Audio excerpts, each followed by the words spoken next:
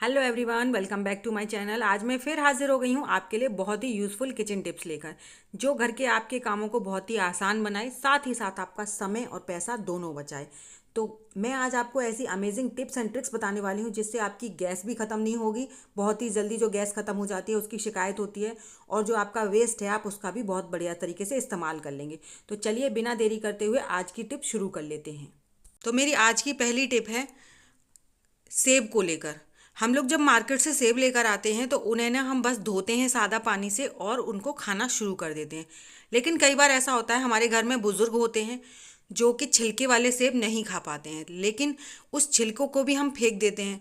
और अगर हम छिलके को फेंक देते हैं ना, तो ये सोचिए कि हम सेब की आधी विटामिन्स जो हैं उन्हें फेंक देते हैं। तो उसके लिए हमें क्या करना चाहिए, पहले सेब को हल्का सा गैस पर गर्म कर लेना चाहिए। उसके बाद उसे गर्म पानी में डालकर 1 से 2 मिनट के लिए छोड़ दें और फिर उसके बाद उसे रगड़ के धो लें। जैसे ही हमारा सेब धुलकर तैयार हो जाएगा, एक तो उसके दो फायदे, एक तो वो गर्म हो जाएगा, और सेब को हम गरम गरम किसी को देंगे ना खाने के लिए तो उसको सर्दी वगैरह भी नहीं लगेगी। और उसके साथ साथ हमारा जो छिलका है ना, उसका भी हम बहुत अच्छे से इस्तेमाल कर पाएंगे, क्योंकि वो बहुत अच्छी तरीके से साफ़ हो चुका है। जब भी हम सेब खरीदते हैं ना, तो आप देखते होंगे कि एक मोटी सी लेयर रहती है, जैसे मोम जैसी लेयर लेयर होती है उसके ऊपर, जो कि हमारी सेहत के लिए बिल्कुल अच्छी नहीं होती। लेकिन गर्म पानी से धोने की वजह से और गैस पर उसे जलाने की वजह से उसकी सारी गंदगी जो है वो ख़त्म हो जाती है। उसके बाद हम इस छिलके का इस्तेमाल करेंगे 1 गिलास पानी में। जितना भी हमारा ये छिलका निकला है ना, इसे 1 गिलास पानी में रख देंगे साइड में उठाकर। इसका क्या इस्तेमाल करेंगे वो मैं आपको बाद में बताती हूँ। तब तक हम इस सेब को काट कर और जिसे भी देना है उसको दे सकते हैं। लेकिन कई बार ऐसा होता है कि हम सेब ना तुरंत नहीं खाते हैं, हम बच्चों के स्कूल के लंच में भी रख देते हैं। और कभी कभी ऐसा होता है कि हमें कहीं जाना होता है, जल्दी होती है, और हम पहले से ही काट कर अपने फैमिली मेम्बर्स को सेब दे देते हैं, लेकिन वो 1-2 घंटे के बाद खाते हैं। तो आप लोगों ने एक बात नोटिस की होगी कि हम जब भी सेब को काट कर छोड़ देते हैं ना, तो वो काला काला हो जाता है, बहुत ज़्यादा गंदा लगता है, जो खाने में ना मतलब अच्छा लगता है लेकिन देखने में बिल्कुल भी अच्छा नहीं लगता। तो उसके लिए मैं आज आपको एक ऐसा टिप बताने वाली हूँ जिससे ना आपका सेब 1 से 2 दिन तक भी बिल्कुल भी काला नहीं पड़ेगा, चाहे आप उसे कितनी भी देर ऐसे ही रखा रहने दें।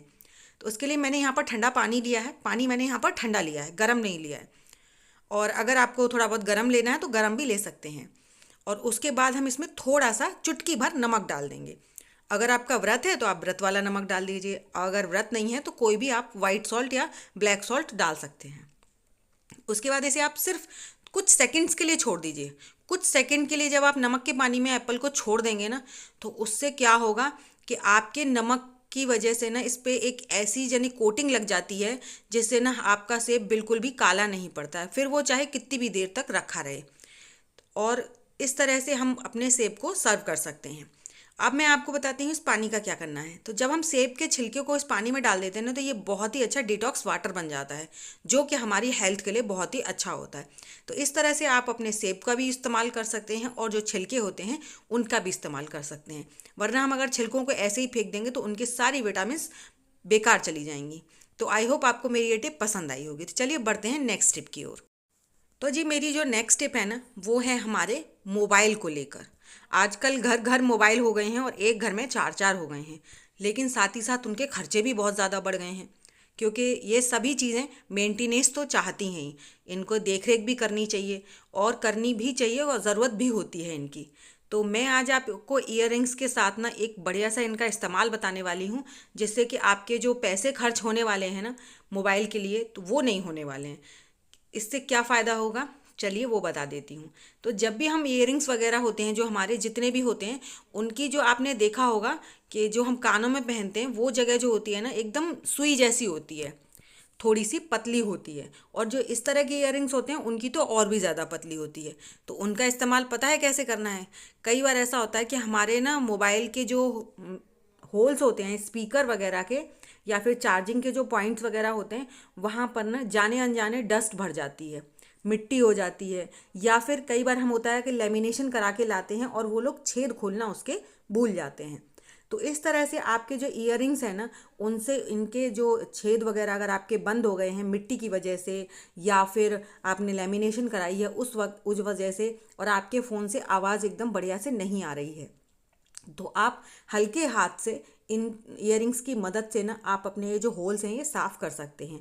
और दूसरा, जब भी आपको लगे कि आपकी जो पिन है वो नहीं मिल रही है जिससे हम सिम निकालते हैं, तो उस टाइम पर भी आप इन इयररिंग्स का इस्तेमाल कर सकते हैं। तो मैंने इस तरह से अपने जितने भी हमारे होल्स गंदे हो गए थे उन सबको कर लिया है साफ़। और आप भी अपने जितने भी फ़ोन्स वगैरह होते हैं उनके ये होल्स वगैरह साफ़ कर सकते हैं। तो इस तरह से, लेकिन हल्के हाथ से करनी चाहिए, ऐसा नहीं कि ज़्यादा कर दें जिससे कि इनका माइक वगैरह जो जाली होती है वो ख़राब हो जाए। बहुत हल्के हल्के हाथ से आप साफ़ कर सकते हैं और इसका इस्तेमाल कर सकते हैं। तो इस तरह से आपके फ़ोन जो है बढ़िया तरीके से काम करेंगे, और जो आप जिसके लिए आप बाहर जाना पड़ता है या फिर पैसे खर्च करने पड़ते हैं वो सब बच जाएंगे। तो आई होप आपको आइडिया पसंद आया होगा। तो चलिए बढ़ते हैं इसी के साथ नेक्स्ट टिप की तरफ। तो मेरी नेक्स्ट टिप है गैस सिलेंडर को लेकर। कई बार हमारी गैस वगैरह जो होती है ना वो बहुत ज़्यादा गंदी हो जाती हैं और उनको साफ़ करने में हमें बहुत ज़्यादा दिक्कत होती है। तो हम दिए की मदद से ना अपनी गैस को बहुत ही आसानी से साफ़ कर सकते हैं बिना कुछ मतलब झंझट के। तो मैंने यहाँ पर 4 दिए लिए हैं और चारों दियों का इस्तेमाल हम चारों जगह पर करेंगे। क्योंकि आप देखते हैं कि हमारी जो गैस होती है इसके नीचे हम कुछ ना कुछ गिर जाता है और उसे बार बार उठाना होता है। तो अगर 2 चूल्हे की गैस होती है तो उसे तो उठाना बहुत आसान होता है, लेकिन अगर 4 चूल्हे की होती है तो उसे बार बार उठाना थोड़ा मुश्किल हो जाता है। तो मैं ना आज आपको इस तरीके से एक टिप बताने वाली हूँ जिससे कि आपको ये बार बार उठाना ही नहीं पड़ेगा और आप बहुत आसानी से साफ़ कर लेंगे। तो मैंने यहाँ पर जो दिए लिए हैं उन दियों को मैं इसके जो पैर होते हैं उनके नीचे रख दूंगी। और मैंने जो दिए लिए हैं ना वो थोड़ा सा ऊंचे वाले दिए लिए हैं। इसमें हमारे पास दिए कई होते हैं, छोटे होते हैं, बड़े होते हैं। जो थोड़ा सा बड़े साइज़ के होते हैं ना वो लेने हैं, और उनसे ना हमारी गैस काफ़ी ऊंची हो जाएगी जिससे कि हमारा जो ये स्लैब है ना इसे साफ़ करना बहुत ही आसान हो जाएगा। करीबन आपको देखेंगे कि 4 से 5 इंची के करीब मेरी जो गैस है ना वो ऊंची हो गई है। और देखिए मेरा हाथ ना कोनी तक अंदर चला जाता है। मैं अभी आपको इसको साफ़ करके भी बताऊंगी जिससे ना कि हमें ये गैस को बार बार उठाने का जो झंझट है वो हमारा ख़त्म हो जाता है। क्योंकि कहीं ना कुछ तो थोड़ा बहुत निकल ही जाता है जिसकी वजह से हमें इसको साफ़ करना ही पड़ता है। तो इस तरह से आप भी अपने गैस को ना ऊंचा कर सकते हैं और आप इजीली आप इसकी सफाई कर सकते हैं। तो मेरा हाथ कोनी तक पूरा अंदर जा रहा है जिसकी वजह से कि आप अपना एंड वाले चूल्हे तक हमारा हाथ चला जाता है और इसको बार बार उठाने की ज़रूरत नहीं पड़ती है। तो इस तरह से आप भी ना दिए का इस्तेमाल कर सकते हैं। अगर आपके पास दिए नहीं है, अगर आपके पास प्लास्टिक के ऊंचे वाले जो ढक्कन होते हैं जैसे सिरप वगैरह में ऊंचे ढक्कन आते हैं ना उसका भी इस्तेमाल कर सकते हैं। लेकिन मुझे दिए ज़्यादा बेस्ट लगे थे क्योंकि ये थोड़ा मजबूत होते हैं। और देख सकते हैं आप 4 इंची मेरा पूरी उंगली जो है वो पार हो गई है उससे। तो 4 इंची हमारा जो गैस चूल्हा है वो ऊपर उठ गया है।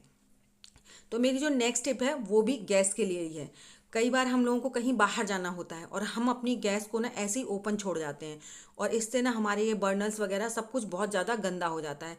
और जब हम कहीं बाहर जाते हैं ना तो उस वक्त तो हमें लगता है कि हम ये भी कर लें और वो भी कर लें, और जब वहाँ से लौट के आते हैं ना तो इतने थके हुए होते हैं, हमारा मन ही नहीं करता कि हम इस गैस को साफ़ करें और उसके बाद हम कुछ खाना वगैरह बनाएं।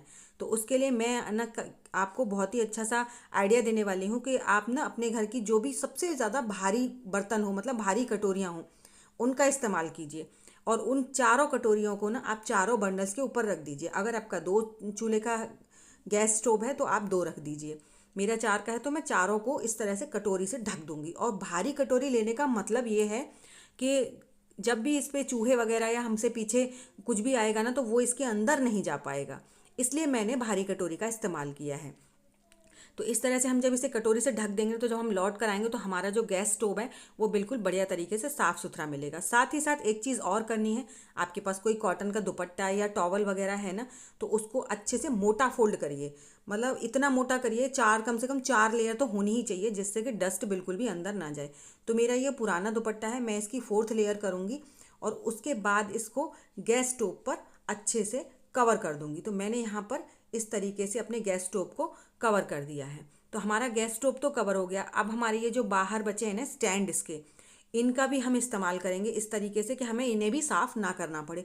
क्योंकि जब बाहर से आने के बाद इतने ज़्यादा थक जाते हैं हम, घर का कुछ भी ऐसा एक्स्ट्रा काम करने का बिल्कुल भी मन नहीं करता है। क्योंकि बाहर से आने के बाद और भी ज़्यादा इतने सारे काम बढ़ जाते हैं, कपड़े हैं, बच्चे हैं, और हम लोग सब इतना ज़्यादा मतलब थके हुए होते हैं। तो जब भी आप घर से जाएँ ना तो ये सब चीज़ें पहले से अरेंज करके जाएँ जिससे कि आप आएँ तो आपको घर बिल्कुल भी मैसी ना मिले। और उनको मैंने पॉलीथिन में रख दिया, और पॉलीथिन में रखने के बाद ना इनको कहीं और नहीं रखना है।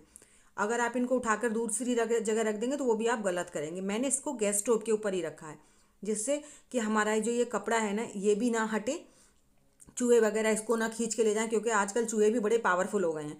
तो इसलिए आप इसको इसके ऊपर ही रखिए, और इस तरह से आप अपना गैस स्टोव आपको आने के बाद बिल्कुल भी साफ़ नहीं करना पड़ेगा। तो जी मेरी नेक्स्ट टिप है, जो ये हमारे कपड़ों के अंदर फोम निकलती है ना, कई बार साड़ियों में निकलती है, शर्ट्स में निकलती है, कई चीज़ों में इस तरह की फोम निकलती है, और ये फोम ना बहुत ही ज़्यादा सॉफ्ट होती है, जिसका हम बहुत अच्छे से इस्तेमाल कर सकते हैं कई जगहों पर। लेकिन मैं आज आपको एक ऐसा इस्तेमाल बताने वाली हूँ जिसका हम विंटर्स में ना, पूरी विंटर्स अगर कम हो जाएगी हमारे पास, जितनी भी फोम होगी ना हम उसका सारा इस्तेमाल कर सकेंगे। उनमें से मैं आज आपको एक टिप बताने वाली हूँ जिसका आप ना बहुत ही अच्छे से इस्तेमाल कर सकते हैं। तो मैंने यहाँ पर फोम को लिया है और इस तरह से 3 फोल्ड कर लिया है। 3 फोल्ड करने का मतलब है कि ये हमारी मतलब 4 इंची चौड़ी हो जानी चाहिए, बस उतनी काफ़ी होती है। उसके बाद हम इसे फोक में फंसा लेंगे, बीच वाले उसमें, इस तरह से। जैसे हमारा ये आसानी से करिएगा, बहुत इजीली हो जाती है क्योंकि बहुत ज़्यादा सॉफ्ट होती है ये। और उसके बाद अपने फोक पर इसे राउंड राउंड करके हम इसे लपेट लेंगे इस तरह से। अब लपेटने के बाद ना आप इस पर यहाँ पर ऊपर की तरफ एक रबर बैंड वगैरह कुछ भी लगा दीजिए। अगर आपके पास रबर बैंड नहीं है तो आप धागे वगैरह से लगा दीजिए। तो मैंने यहाँ पर रबर बैंड को अच्छे से इस तरह से टाइट करके लगा दिया है, और काफ़ी अच्छे से लगा दीजिए 2-3 बार फोल्ड करके, जिससे कि ये निकले नहीं। और जितने अच्छे से ये टाइट हो जाएगी उतने अच्छे से हमारा ये काम करेगी। तो मैंने यहाँ पर इसे 3 बार इस तरीके से फोल्ड कर लिया। अब हमारा ने ये ऑर्गेनाइज़र कहें या फिर टूल कहें, बनकर तैयार हो गया है। तो कई बार हमारे घर में ना कुछ बर्तन ऐसे होते हैं जिनमें हमारा हाथ बहुत आसानी से चला जाता है, जैसे कि ये ग्लास काफ़ी बड़ा है तो इसमें हमारा हाथ आसानी से चला जाता है और नीचे तक हम अब इस ग्लास को साफ़ कर लेते हैं। लेकिन कई बार इस तरह के पतले पतले ग्लासेस होते हैं जिसमें ना हमारा हाथ नीचे तक नहीं जाता, देखिए आधे में ही रह गया है, तो हम नीचे तक इसकी सफाई नहीं कर पाते हैं।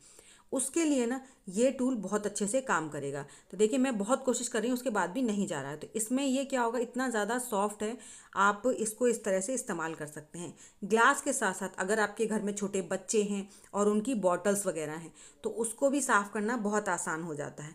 मैं आपको अभी सामने साफ़ करके दिखाऊंगी। ये इतना सॉफ्ट है कि आप इसका इस्तेमाल करेंगे उसके बाद ये वापस से वैसा का वैसा ही हो जाएगा। तो मैंने पहले इसे हल्का सा पानी में भिगा लिया है, और इसे हल्का सा इसमें थोड़ा सा हम विम लिक्विड लगा लेंगे। अगर लिक्विड है तो लिक्विड लगा लीजिए, मैंने इसमें साबुन लगाया है क्योंकि मेरे पास साबुन था।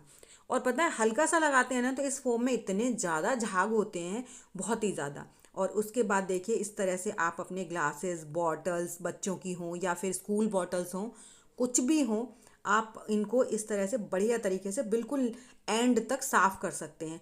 अगर आपको लगता है आपकी बॉटल ज़्यादा बड़ी है तो इस चीज़ को ना, इस फोम को आप बड़ी सी लकड़ी वगैरह में भी बांध सकते हैं। आपके पास कोई भी बड़ी डंडी हो या फिर जिससे हम स्वेटर वगैरह बुनते हैं वो सलाई हो, तो उसको उल्टी साइड से आप इसमें बांध लीजिए।